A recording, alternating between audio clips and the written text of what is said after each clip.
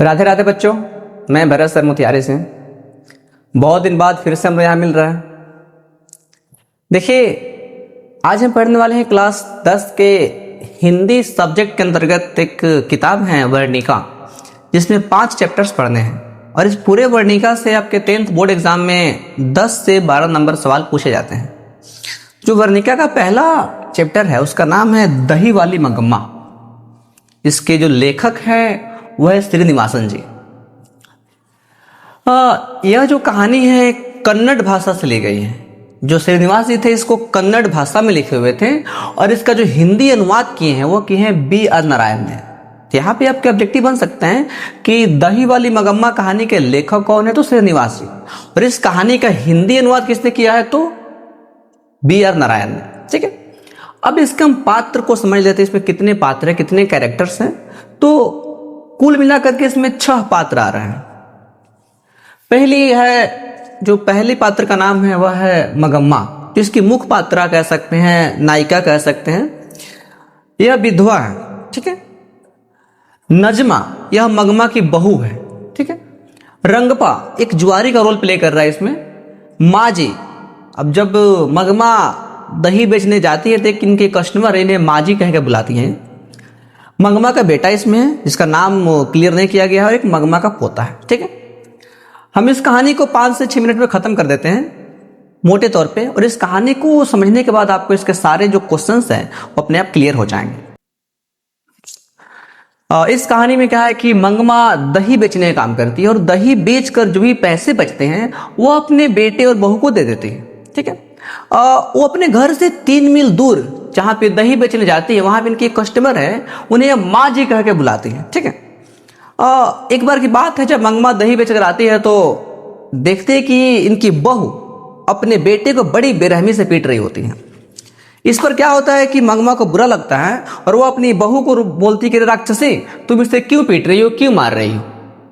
इस पर बहू भड़क जाती है और बहू अपने सास को यह कहती है कि आप ही के लाड प्यार ने क्या किया है, इसे बिगाड़ रखा है, कि आप ही के लाड प्यार ने इस बच्चे को बिगाड़ रखा। और सही भी है कुछ हद तक कि दादी माँ का लाड प्यार बच्चों को बिगाड़ देता है। मम्मी पापा बच्चों की गलती पर डांट भी नहीं सकते हैं, पर वहाँ पे एक प्यार छलकता है दादी माँ का या फिर दादाजी का। और शाम को जब मंगम्मा का बेटा आता है तो बहू अपनी शिकायत और मंगम्मा अपनी शिकायत कर देते हैं। अब बेटा किसकी सुने, वो तो पीछे फंस जाता है। अक्सर लड़कों के साथ ऐसे ही होता है, माँ की सुनेगा तो माँ के पल्लू से बंधा हुआ, और बीवी की सुनेगा तो बीवी के पल्लू से बंधा हुआ। लड़के बेचारे बीच में फंस के रह जाते हैं। बात इतना बढ़ता है कि वहां पे मंगम्मा अपने बेटे बहू से अलग रहने लगती है। अब जो पहले वो दही बेचकर कुछ पैसे जो बचते थे अपने बहू बेटों को देती थी, अब उस पैसे को सेविंग करना शुरू कर देती है। एक बार की बात है, जब वो दही बेच कर आती हैं तो एक पेड़ के पास बैठ करके पैसे को गिन रही होती है, कलेक्ट कर रही होती है। तब तक उस पर नजर पड़ता है किसकी, एक जुआरी रंगपा की।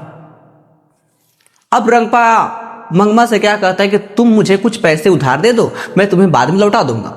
इस पर मंगम्मा कहती है ठीक है, मैं तुम्हें पैसे दे दूंगी। क्योंकि वहां से उसे बचना जरूरी था, वहां से वो चली जाती है। और कल जब वो दही बेचने जाती है तो माँ जी के पास वो सारे पैसे रख देती है। उसे कहती है कि माँ जी, एक जुआरी जो हमसे पैसे ऐंठना चाहता है, हथियाना चाहता है। इसके बाद ये सारी घटना क्या होता है, नजमा को पता चल जाता है, जो मंगम्मा की बहू है।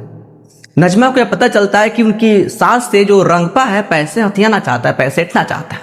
इस पर क्या करती है, प्लानिंग करती है और रात को अपने बेटे से कहती है कि तुम क्या करना, जब दादी माँ सोएगी ना तो उनके पास चले जाना, और जब हम तुमको बुलाने आएंगे, तुम्हारे पापा तुमको बुलाने आएंगे, तो आप इतना ही कह देना कि मैं दादी के पास ही सोऊंगा, मैं इनसे अलग नहीं जाऊंगा, इनके साथ ही रहूंगा, इनके साथ ही खाना खाऊंगा, इनके साथ ही खेलूंगा।